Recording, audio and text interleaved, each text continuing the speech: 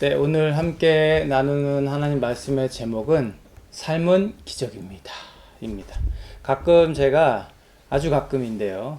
저희 딸한테 아재 개그를 할 때가 있습니다. 꽤 오래전의 일이었던 것 같아요. 제가 딸한테 이런 질문을 했습니다. 삶은? 그러니까 어린 딸한테는 조금 어려운 문제일 수 있고 질문을 듣고 망설이는 딸의 모습이 잠깐 있었는데 딸이 그러고 있어서 제가 이렇게 말했죠. 삶은 계란이다. 이렇게 눈총을 받아 마땅한 아재 개그입니다. 삶이란 무엇일까요? 많은 사람들이 삶에 대해서 정의를 내렸습니다. 그래서 유명한 사람들, 우리가 알만한 사람들 중에 삶에 대해서 어떻게 이야기를 하고 있는지 좀 찾아봤어요. 삶은 B와 D 사이의 C다. 장폴 사르트르라는 철학자가 이렇게 말했어요. 프랑스의 존재주의 철학자 사르트르가 남긴 되게 유명한 말인데요. B 뭐예요? birth고요. D는 뭐예요? death입니다. 그러니까 탄생과 죽음 사이의 C는 뭘까요? choice입니다. 그러니까 선택. 인간은 태어나서 죽을 때까지 쉴 수 없이 선택을 하게 되고 그것이 선택에 대한 온전한 책임을 자기가 지는 존재이다. 그러니까 인생이란 그런 것이다. 사르트르가 이렇게 얘기한 거죠. 또 이런 유명한 말도 있습니다. 삶은 멀리서 보면 희극이고 가까이서 보면 비극이다. 찰리 채플린이라고 하는 미국의 희극인이죠. 희극 배우. 일상의 희노애락을 유머러스하게 그리고 뼈있게 관통하는 말이죠. 당장 겪는 고통이나 시련은 비극처럼 느껴지지만 이렇게 멀리서 삶을 좀 멀리 길게 전체적인 관점에서 보면 그 삶이라고 하는 것은 결국 한편의 희극일 수 있겠다. 네. 이야기를 했습니다. 또 여러분이 모를 수 있는 알죠? 그래도 조지 버나드 쇼라는 사람은 삶은 자아를 찾는 것이 아니라 자아를 만들어가는 과정이다. 뭐 이렇게도 얘기했고요. 여러분 그렇다면 성경은 우리의 삶에 대해서 뭐라고 정의하고 있을까요? 저는 시시껄렁하게 삶은 계란 뭐 이런 아재 개그를 했지만 하나님 말씀을 통해 비추어지는 삶의 의미는 무엇일까요? 오늘 우리 함께 살펴본 말씀을 통해서 묵상하면서 또 깨닫게 되는 축복이 우리 가운데 있기를 바랍니다. 지난주까지 우리가 출애굽기 1장 살펴봤거든요. 제가 출애굽기 강해를 시작하면서 출애굽기의 부제목은 이런 겁니다 라고 이야기했었는데 혹시 기억하세요? 출애굽기는? 그렇죠. 출애굽기는 구원과 해방의 책입니다. 이렇게 나름 정의를 한 거예요. 정의를 하고 시작했어요. 그러면 1장, 지난주까지 출애굽기 1장에 대해서 두 편의 설교를 했는데 그 제목은 기억하세요? 첫 번째 설교 뭐였어요? 누구를 섬길 것인가. 맞았습니다. 그리고 두 번째 설교 제목은 뭐였죠? 누구를 두려워할 것인가. 다 맞추고 있는 우리 학생이 있네요. 그래요. 구원하시고 해방하시는 하나님을 섬기자고 했습니다. 그죠? 그리고 세상을 두려워하지 말고 마땅히 두려워해야 할 분을 두려워하며 살자. 우리가 그렇게 이야기했습니다. 이제 오늘 본문은 출애굽기 2장입니다. 훗날 민족의 지도자가 되는 모세의 탄생에 관한 이야기입니다. 본문 오늘 1절 보면요. 모세의 아버지와 어머니가 결혼하던 일에 대해서 기록하고 있어요. 레위 가문의 한 남자, 레위 가문의 한 여자가 만나서 결혼을 한 거예요. 본문에서는 그저 레위 가문의 한 남자, 레위 가문의 한 여자 이렇게 말하지만 모세 아버지 이름은 아므람입니다. 출애굽기 6장에 나오는데 아므람이라고 나오고요. 모세 엄마 이름은 뭘까요? 여러분 그 유명한 찬양 아시죠? 누구의 노래라는 제목이 있는데 흐르고 흘러 어떤 마음이었을까 이런 찬양이 있잖아요. 요게벳의 노래라는 찬양인데요. 모세의 엄마 이름은 요게벳입니다. 하나님의 섭리 안에서 두 사람이 만나서 한 가정을 이루고 한 몸을 이루어서 이제 모세라고 하는 한 아이가 태어납니다.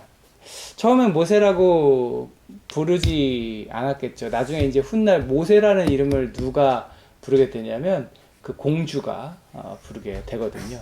한 아이를 낳았어요. 그런데 그 아이가 사내 아이였던 겁니다. 아들이었던 거예요. 근데 이 당시에 지난주 우리 말씀 살펴봐서 알죠. 이 당시에 이 지역에는 무슨 명령이 지금 내려져 있나요? 히브리인 사내 아이가 태어나면 강물에 던져 죽여라. 근데 그러지 않아요. 왜 그러지 않았다고 나오죠? 그 아이가 하도 잘생겨서 낳는데 하도 잘생겨가지고 규현처럼 생겼었나 봐요. 네, 하도 잘생겨가지고 남이 모르게 석 달을 길렀다라고 나옵니다. 여기서 잘생겨서라고 번역하고 있는 이 히브리 단어가 토브입니다. 토브가 좋다, 아름답다, 선하다, 온전하다 이런 뜻을 가지고 있어요. 그러니까 잘생겼다라고 번역을 우리가 하고 있는데요. 여러분 이 토브라고 하는 단어가 딱 이제 두 군데 쓰이는데 또 어디서 쓰였는지 아세요? 하나님의 창조기사, 태초에 하나님이 천지를 창조하시고 세상 모든 만물을 지으신 후에 뭐라고 그래요? 보시기에 좋았더라. 이렇게 말씀하시죠. 그 좋았더라와 같은 단어입니다. 그러니까 이 부모가 보기에 이 아이의 상태가 참 좋았던 겁니다. 마치 하나님이 세상을 창조하셨을 때 보시고 좋아하셨던 것처럼요. 그러니까 모세를 향한 이런 표현은요, 이중적인 의미를 가지고 있는 걸로 우리가 봐야 마땅하죠. 하나님께서는요, 맡기신 일을 잘 수행할 수 있는 자로 이 모세를 땅에 보내셨어요. 그리고 그 모세는 사람들 눈에 보기에도 좋았던 거죠. 하나님 눈에도 합당하고 사람들 눈에도 부모 눈에도 합당했던 민족의 지도자의 탄생 이야기. 근데 여러분 이 땅에 보내진 이 모세의 삶은요 기적의 연속이었어요. 나중에 우리가 잘 아는 출애굽 과정과 광야에서 생활 가운데도 기적이 계속 나타나지만 모세가 태어나는 과정 자체가 시작부터 기적이었다는 거죠. 첫 번째 기적은 뭘까요? 남이 모르게 석 달 동안 길렀다는 겁니다. 여기 지금 자녀를 셋 키우신 분 계시고요. 자녀들 이제 아직 자녀를 키워본 적이 없는 분들이 계시지만 여러분 아이를 키워본 사람들은 다 알 겁니다. 이제 막 태어난 아이를 숨겨서 키우는 게 가능할까요? 아이는 시도 때도 없이 웁니다.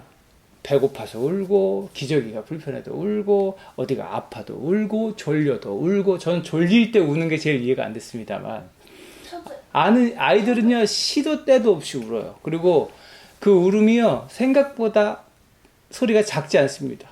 듣고 있으면요 되게 괴로울 정도예요. 저 진짜 우리 큰애 처음 키울 때는요 경험도 없는 저는 그 작은 방에서 아이가 울기 시작하면 어쩔 줄을 몰라 했던 기억이 있습니다. 특별히 아이가 태어나서 생후 3개월은요 어때요? 가장 많이 웁니다. 잠도 길게 안 자잖아요. 2시간, 3시간 자면 다시 깨서 또 졸리다고 울고 배고프다고 울고 똥오줌도 자주 싸거든요. 그럼 또 불편하다고 울고. 그래서 부모들 사이에서 그런 얘기가 있죠. 100일의 기적. 100일이 지나면요 좀 나아져요. 애가 잠도 좀 길게 자고 먹는 것도 좀 많이 먹게 되니까 먹이는 것도 좀 텀이 지고 그만큼 태어나서 석 달 동안요 갓난 아이를 남모르게 키운다고 하는 것은요 사실 기적에 가깝습니다. 모르겠어요. 모세의 집이 엄청 커가지고 그리고 그 주변에 아무도 안 살아가지고 아무리 울어도 들을 사람이 없었는지 모르겠지만 아니 임산부가 배 이렇게 나와서 다니다가 어느 날 갑자기 배가 쑥 들어가 있는데 그 집 아이 어떻게 됐나 궁금하지 않을까요? 여러분 본문 2절 보면요 모세의 부모가 남 모르게 석 달 동안 길렀다고 나옵니다. 하나님이 도와주시지 않으면 결코 가능하지 않은 일을 하고 있는 거죠. 집이 아무리 커도요 소리는 들릴 거 아니에요. 하나님이 이웃들의 그 귀를 막아주시지 않았다면요 이웃들은 금세 알았을 겁니다. 저 집에서 애 우는 소리가 들리는데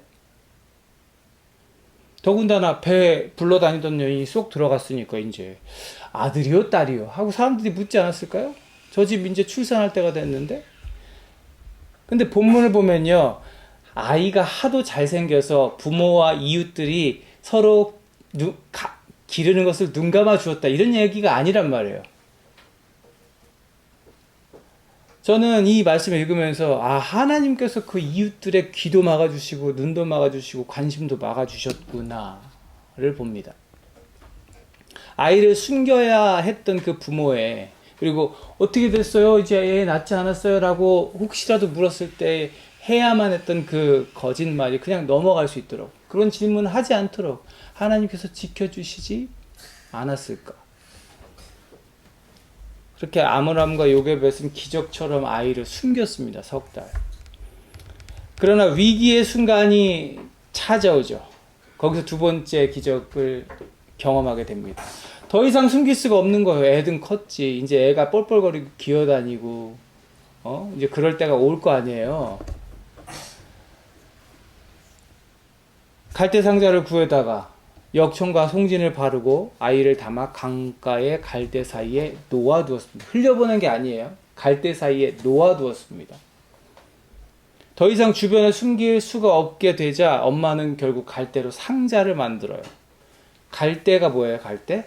그 물 주변에 나는 되게 연한 식물이잖아요. 파피루스라고 우리가 흔히 알고 있는 이집트의 갈대들입니다. 그거 얇게 만들어가지고 종이로 그때는 썼잖아요. 이 파피루스는 가볍고 그래서 신발이나 끈 만드는 데 활용됐던 재료예요. 이 테바, 여기서 갈대 상자라고 번역된 히브리 단어가 또 테바입니다. 테바. 이 테바도요, 오늘 사건과 노아의 방주 사건에만 사용되는 단어입니다. 그 방주라고 우리가 번역하고 있는 단어가 테바예요. 그러니까 마치 모세를 담고 있는 이 상자가 뭐예요? 방주와 같은 거예요. 노아와 온 가족들을 태워서 이 지구에서 살렸던 그 방주처럼 모세를 담은 그 상자가 모세를 살리고 있는 거죠. 그렇게 강가에 띄워졌습니다. 하나님이 지켜주시지 않으면요, 어떻게 될까요? 아무리 갈대가 잘 이렇게 갈대 사이에 끼어놔도 물살이 거세지거나 일렁이면 그 상자가 떠내려갈 수 있잖아요. 그 상자가 그 물에서 뒤집어질 일이 없을까요? 있을까요? 뒤집어지기 마련이에요. 아무리 역청 잘 바르고 송진을 잘 발라도요, 석 달 자란 아이가 그 안에서 울고 버둥이면 뒤집어지는 것이 정상일 겁니다. 엄마와 그 누나는 그 상자를 갈대에 띄워놓고 불안한 눈빛으로 그 상자를 지켜보고 있었어요. 떠내려가면 어떡하지? 뒤집어지면 어떡하지? 멀찍이 서서 이 아이가 어떻게 될까를 염려하며 그렇게 바라보고 있는 거죠. 자연에 던져진 그 상자가 그냥 거기서 그대로 머무를 거란 보장이 없죠. 갈대숲을 벗어나면 끝이에요. 뒤집어지면 끝입니다. 그러나 강물에 띄운 이상 아빠도 엄마도 누나도 그냥 멀리 떨어져서 지켜볼 수밖에 없는, 어떻게 해줄 수 없는 상태인 거죠. 그냥 최선을 다해 기도하면서 저 상자를, 저 아이를 불쌍히 여길 누군가가 발견해 주기를, 하나님이 저 아이를 지켜주기를 그렇게 바랄 뿐이죠. 오직 하나님만이 그 상자를 지키실 수 있는 겁니다. 오직 하나님만이 그 상자를 머물게 하실 수 있는 거죠. 기적처럼 상자가 안전합니다. 그렇게 상자가 용케 뒤집히지 않고 안전하게 떠 있으면 그걸로 괜찮을까요? 그 동네에 무슨 명령이 떨어져 있다고요? 태어난 히브리 사내 아이는 모조리 죽여라. 누구든지 이 아이를 발견하면 어떻게 할까요? 히브리 아이네? 남자애네? 강물에 떠 있어요. 어떻게 할까요? 강물에 던져 죽이라. 이것이 왕의 명령입니다. 근데 거기서 세 번째 기적이 펼쳐지죠. 바로의 딸이 목욕하러 나왔다가 시녀들과 강가를 거니고 있을 때 공주가 갈대 숲속에 있는 상자를 받고 시녀를 보내서 그것을 건져오게 합니다. 죽이라 명령했던 그 바로의 딸이 그 상자를 발견한 거예요. 그냥 봤어. 아버지의 명령을 따라서 히브리 애네. 야, 던져라. 해도 전혀 이상할 것이 없는. 아니, 그렇게 해야 마땅한 공주가 발견을 한 거죠. 공주가 이 바로 왕처럼 히브리인을 경멸했다면, 히브리인을 증오하고 죽이고자 했다면 그렇게 했을 거예요.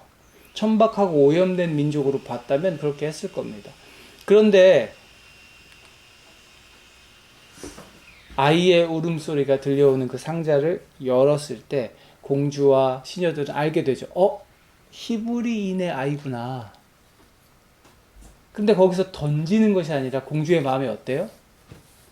이 아이가 불쌍하다는 생각을 하는 거죠. 어쩌다 여기 이렇게 떠있니? 아유, 딱해라. 긍휼한 마음으로 그 어린아이를 바라봅니다. 아무리 불쌍해도 아무리 딱해도 왕의 명령이 있잖아요. 그거 안 지키면 사실은 누구나 안 지킬 수 있는 거 아니죠. 공주 정도 되니까 어떻게 해요? 이 아이를 내가 키워볼까? 하는 마음을 가지게 되는 거죠. 공주의 마음은 이미 불쌍히 여기는 마음으로 가득 찼습니다. 그때에 바로 그 아이의 누나가 나타납니다. 누나가 나타나서 정확한 타이밍에 이렇게 얘기하죠. 제가 가서 히브리 여인 중에 젖 먹일 수 있는 사람을 데려올까요? 여자아이가 갑자기 나타나서 유모 데려오겠다고 자처를 한다. 의심의 눈초리로 보면 한없이 의심스러운 상황이죠. 안 그런가요? 마치 기다렸다는 듯이 나타나서 젖 줄 수 있는 아줌마 알고 있는데요. 이렇게 말하는 이 상황이 의심하면서 보자면 의심스러운 상황이에요. 그런데 공주의 마음은 어때요? 이미 이 아이에게 향해 있죠. 그래, 가서 그 유모 좀 데려와. 데려오라고 했고 그 아이는 기다렸다는 듯이 엄마를 모셔오죠. 그렇게 모세의 엄마는 유모가 되었습니다. 오늘 본문 보시면요. 온통 남자예요, 여자예요? 온통 여자입니다. 보이세요? 훗날 이스라엘 백성을 구할 사내 아이를 살리기 위한 이 장면에 건강하게 낳고 기르고 안전하게 지키는 사람들이 다 누구예요? 온통 여자들이에요. 엄마, 누나, 공주, 시녀들까지. 이 시절에 여자들은 어떤 존재입니까? 남자의 보호를 받는. 인구를 헤아릴 때 여자들은 안 세요. 남자들만 세지. 그렇게 중요하지 않은 존재가 여인들이던 이 시대에 이 중요한 사람을 세우는 건, 살리는 건 누구라고요? 여자들이라고요. 하나님은 그렇게 일하십니다. 사랑하는 여러분, 오늘 우리는요, 본문을 통해서 알게 됩니다. 아이가 태어났을 때부터, 아니, 아므람과 요게벳이 만나는 순간부터 하나님은 준비하셨던 거예요. 한 아이를 통해 한 민족을 건져내고 하나님이 다스리시는 땅으로 인도하겠다고 하는 하나님의 계획은 이미 시작되어 있었던 거죠. 태어나자마자 죽임을 당해야 했던 그 히브리 산의 아이는 이제 하나님의 도우심으로 죽음을 면하죠. 그리고 석 달 잘 엄마 품에서 크다가 다시 공주의 품에 안겨서 다시 엄마 품에서 잘 자라게 되고, 다 잘 자란 후에는 왕궁으로 들어가서 이집트의 왕자로 살게 됩니다. 하나님이 동네 사람들의 귀와 눈을 닫아주셨어요. 아이의 울음소리가 안 들리게 하셨고, 요괴벳의 불룩한 배도, 가벼워진 배도 사람들은 보지 않게 하셨습니다. 본격적으로 먹이고 길러야 할 때가 되었을 때 히브리인을 죽여야 하는 그 상황에 가장 안전한 곳에서, 거기가 어디예요? 이집트 왕궁이죠. 가장 안전한 곳에서 이 아이가 자라도록 했습니다. 깊은 강물에서, 거센 물살에서 하나님이 지켜주셨고, 바로 왕 앞에서 당당하게 이집트의 왕자로 자랄 수 있도록 하나님께서 공주로 하여금 그 아이를 건져내게 하셨어요. 그리고 그 공주의 마음에 불쌍히 여기는 마음을 주셨죠. 그 아이가 다 자란 후에 양자로 키우게 됐고 그 아이의 이름을 모세라고 지었다. 여러분, 모세가 하나님 앞에 명령을 받던 때가 나이 몇 살인 줄 아세요? 80세에 하나님 앞에 서게 됩니다. 40세에 도망자가 돼서 40년을 도망자 생활하다가 80세에 하나님 앞에 서게 되죠. 그리고 요셉의 시대를 거쳐 이스라엘 온 민족이 80세 된 모세를 따라서 정말 젖과 꿀이 흐르는 가나안 땅에 가기까지 몇 세에 죽어요? 모세가 120살에 죽습니다. 그러니까 이 민족이 애굽을 탈출할 때까지 무려 430년의 시간이 걸리잖아요. 요셉이 우리 민족은 훗날 떠나게 될 거라고 말한 이후에 430년. 그 약속이 어떻게 되죠? 이루어집니다. 그리고 그 430년의 세월 동안 하나님은 단 한순간도 쉬지 않으시고 잊지 않으시고 그 약속을 이루어 가시는 거예요. 그 세월을 살아낸 모세는 태어난 순간부터 죽는 날까지 하나님의 섭리 안에 있었어요. 하루하루가 어때요? 기적과도 같은 날들이었습니다. 여러분 그런 일 겪어보시지는 않았잖아요. 태어날 때부터 야 한국 사내아이가 태어나면 다 죽여라 뭐 이런 명령은 이제 없잖아요. 여자아이가 태어나면 다 죽여라 이런 명령은 없잖아요. 앞으로 우리가 살펴보겠지만 그는 나중에 살인자로 도망다니게 되고 목자로 살다가 하나님 앞에 서게 되고 하나님이 막 일 맡기시는데 안 할래요 못 하겠는데요 막 계속 거부하다가 혼도 나고 죽을 고비를 거치면서 바로왕 앞에서 10가지의 기적을 행하는 사람이 되게 됩니다. 여러분 그 삶을 우리가 성경을 통해 보면서 야 참 기적과도 같은 삶이다라고 말하지 않을 수 있겠습니까? 기적이지요. 기적입니다. 그런데 여러분 제가 오늘 여러분께 도전합니다. 우리의 삶은 어떨까요? 어디 모세의 삶뿐이겠습니까? 사랑하는 여러분, 우리의 모든 삶도 모두 기적인 줄로 믿으시기 바랍니다. 오늘 말씀을 통해서 신실하신 그 하나님, 약속을 이루시는 그 하나님, 백성을 끝까지 포기하시지 않는 그 하나님이 바로 우리의 하나님이라는 것을 여러분 기억하시기를 바랍니다. 제가 몇 년 전에 박사과정 공부할 때 학교에서 만났던 한 선교사님이 이 지역에서 같이 지내시다가 코로나 시기에 갑자기 세상을 떠나셨다는 소식을 들었습니다. 저보다 더 건강해 보이셨고 덩치도 체격도 좋으셨는데 저랑 한 10살도 차이가 안 났을 거예요. 그 선교사님이 어느 날 갑자기 코로나 때문에 하나님의 부르심을 받았습니다.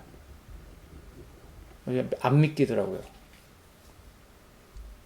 며칠 전에 어제 우리 들은 친구들이 있을 텐데 한 청년이 자기가 집을 나오다가 집 앞에서 교통사고가 나가지고 여차했으면 자기가 죽을 뻔했다고 고백을 하더군요. 자기가 잠깐 집에서 휴지 갈고 나오지 않았으면 그 차가 자기를 덮쳤을 거라고. 그 차 운전자는 죽었습니다. 어제 제가 뉴스 보는데 한 브라질 남성 얘기가 나오더군요. 70대래요. 근데 브라질 사는데 복권에 당첨이 된 거예요. 브라질 최고 액수, 우리 돈 480억 당첨이 돼서 한 달 만에 치과에 가서 임플란트 치료받다가 죽었어요. 그래서 경찰이 수사했대요. 이 사람 돈 많아가지고 무슨 조직이나 이런 데서 돈 뺏으려고 이런 건가? 부검도 하고 했는데 그냥 심장마비로 죽은 거예요. 돈을 하나도 써보지 못하고. 그렇게 삶은 허무하다 싶게 마무리되기도 하는 거죠. 제가 교육전도사 시절에 새로운 사역지, 새로운 교회를 찾던 중에 한 교회로부터 그런 제안을 받았습니다. 2 부서를 한꺼번에 맡아줄 수 없냐? 엄청 망설였습니다. 사실 그건 좀 너무 어려운 얘기거든요. 교육전도사 저 신학교 다니는데. 고심하고 그 교회에서 제가 거절하니까 2시간 줄 테니까 기도해보고 전화 달라고. 기도하고 주변에서 막 가지 말라고. 지금 생각해도 어렵겠습니다 하는 게 맞을 것 같은데 제가 무슨 정신이었는지 전화해서 가겠습니다 했어요. 그 교회에서 제 아내를 만났습니다.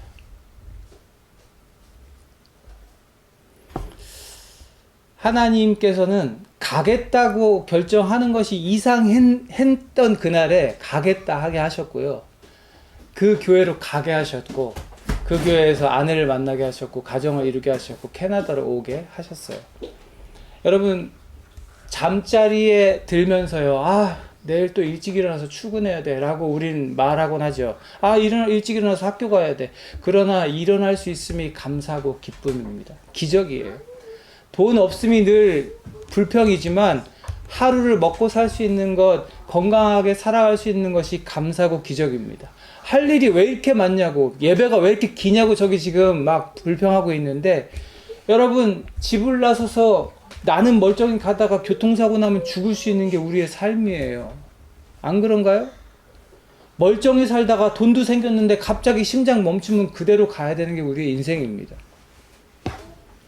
하루하루 평범한 삶이 그저 그렇게 지지부진하게 우리한테 있는 것 같지만 사실 실상은 그렇지 않은 거죠.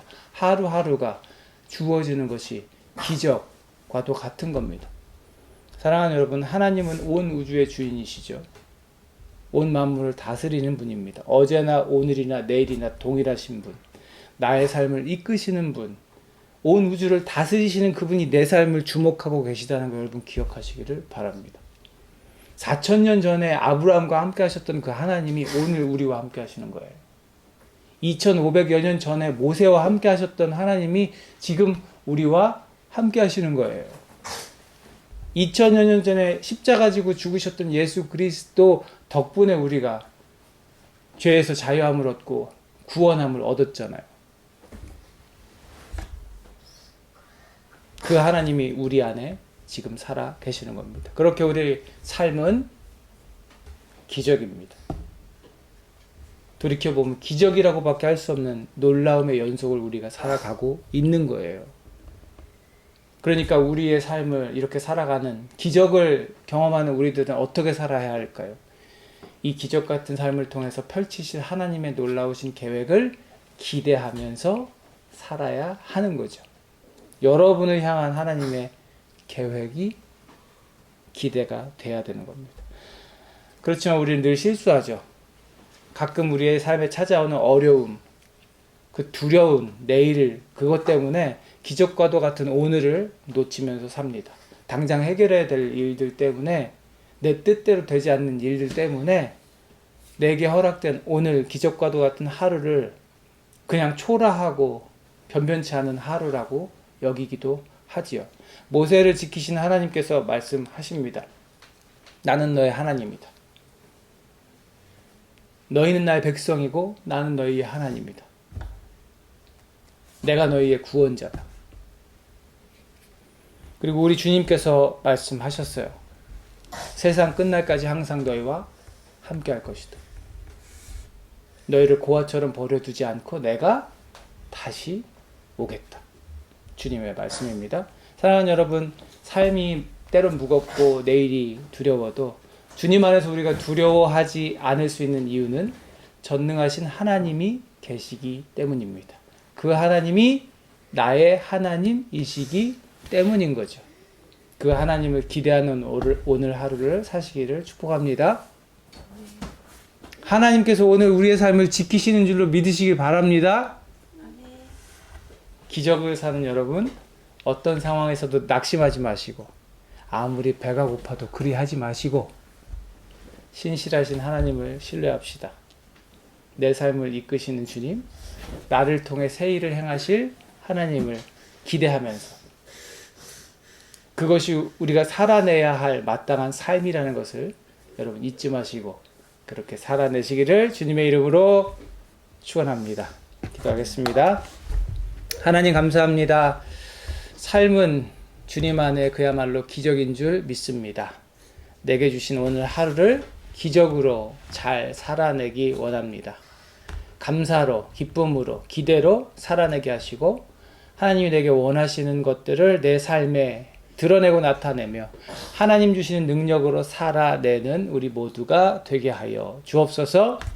이제는 우리 구주 예수 그리스도의 은혜와 아버지 하나님의 무한하신 사랑하심과 성령님의 내주 감화 감동 교통하심이 기적 같은 삶을 베푸신 하나님께 감사하며 우리의 삶을 기대하며 하나님을 신실하신 하나님을 믿으며 그렇게 우리의 삶이 하나님 것 되기를 소망하며 그렇게 살겠노라 결심하고 결단하며 나아가는 주의 사랑하는 백성들 머리 위에 여기 모인 우리들 위에 우리 교회 위에 우리 교회 모든 지체의 장래 위에 이제로부터 영원토록 함께 하시옵기를 간절히 축원하옵나이다.